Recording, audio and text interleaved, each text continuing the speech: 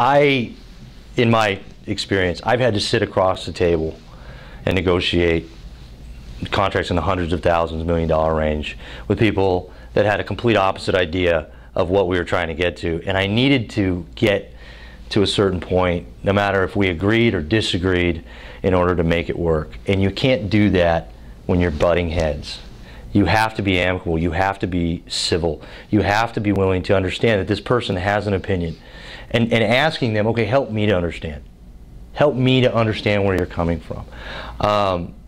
I think that really where the Democratic Party is doing a great job right now, way better than the Republican Party, is on protection of children. I got to be honest. I just had a conversation with my best friend about, I don't know, a month ago.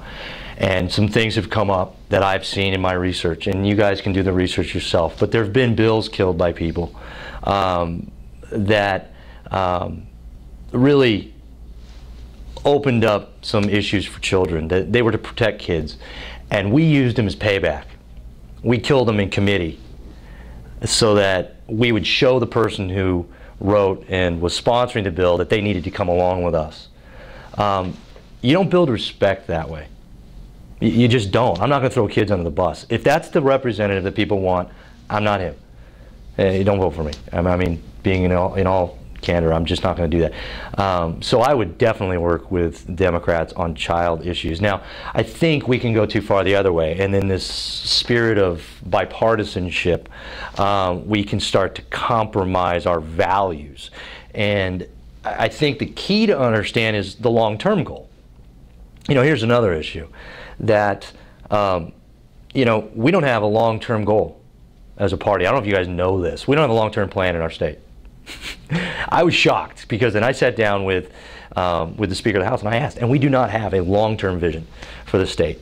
And it's almost like we come into every session starting over. I mean, there's certain bills, but without a long-term vision, how can we get there incrementally? Our rights have been taken from us, not all in one fell swoop, incrementally. And you have to work with the other side in order to do that. I mean, you know, if we want to abolish the individual income tax, I mean, just to throw one out there, there's people that are going to fight you tooth and nail.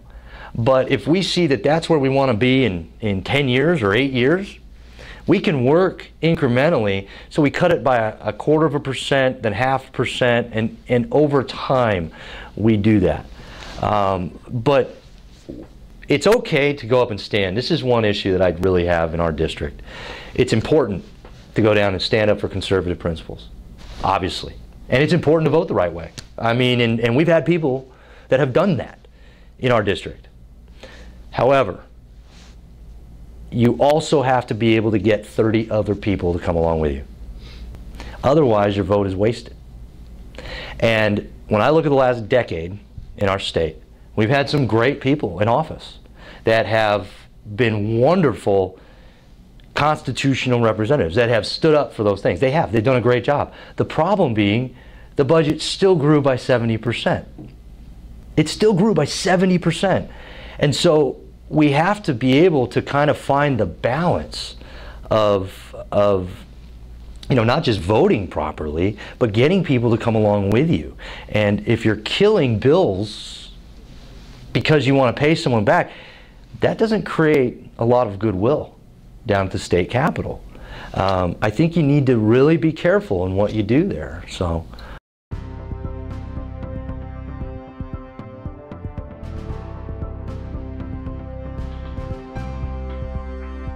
Well, first of all, I'm going to go to every single district meeting. And I've noticed that even with our good ones. They kind of, once the session stops, I haven't seen them a couple times. Now, obviously, there could be other things that come up. But that's a big part of it. But I plan on being, look, I go back to using my title. I think it's hugely important to use my title to continue to be involved in the community. People will listen to leadership. They will. We're starving for it right now.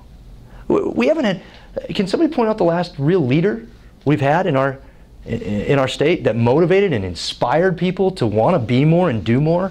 I've been here a decade. I can't really, one doesn't jump to mind. I mean, you might be able to over time point one out, but I can't, that one doesn't jump to mind bothers me. Why? Well, because they're not in the community a lot. Not all. I mean, I'm painting with a very broad brush. I know that. But I think it's very important to be involved. I actually just took on at my church the role of, I'm in charge of missions at my church now, officially.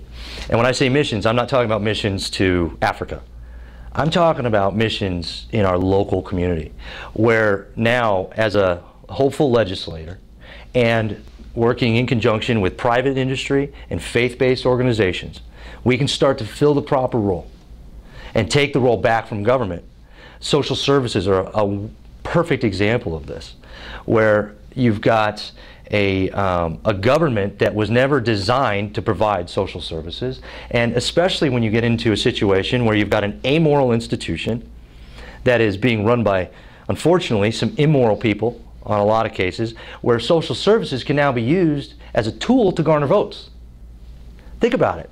If you put people in that position where if I give you something, I'm going to get something in return, what does that create? It creates a cycle of entitlement. So what we have to do, and this is one of the reasons I took on this role as missions director for my church, is that now it goes hand in hand with going out to all of the private organizations and all of the churches, say, okay, let's look at Gilbert. And I know it's a bold statement, but how are we going to make sure that people don't go hungry in Gilbert anymore? I work with an organization. In fact, I sat down with them to talk about how I can get them involved in our community. It's called Mission of Mercy. They're an organization that provides free primary care to anybody, free of charge. No government dollars at all. They're completely funded by individual donations. What we have to do is start rallying our community to start focusing on organizations like this. My brother has a nonprofit called Fans Across America. What they do is they provide extra costs to families who have terminally or severely ill children. So it's not just jobs and stuff like that paying, but it's paying for groceries and it's paying for car payments. Well, you know, that's an organization that if you buy for $50, you buy a car and you get discounts all over the place. I mean, you can make the money back in 6 months. You know, you can get discounts, Diamondback, I mean, all sorts of stuff. Those are types of programs that I don't hear our legislator, or really any politician, I mean, I shouldn't pick on the legislature, they're not out there promoting these programs and saying, look here, here's an alternative to government. Let's do this so that I can then wrestle this stuff away from the government. And guess what happens when when we look at it, we say, oh, look at LD 22 and look at Gilbert specifically. We don't have that problem. We can use our city and our district as a model to go to other districts. That's my hope. I mean, I have a longer term vision than just winning this election. I mean, we can do some amazing things. There's some amazing people in this city. There really are. They're not being coordinated. I mean, your organization is doing a great job. I mean, you guys have almost 500 members. You can get message out and direction out. I mean, I want to use company or organizations like yours to, hey, let's get people involved here. And what you'll do is you'll build a sense of community. You'll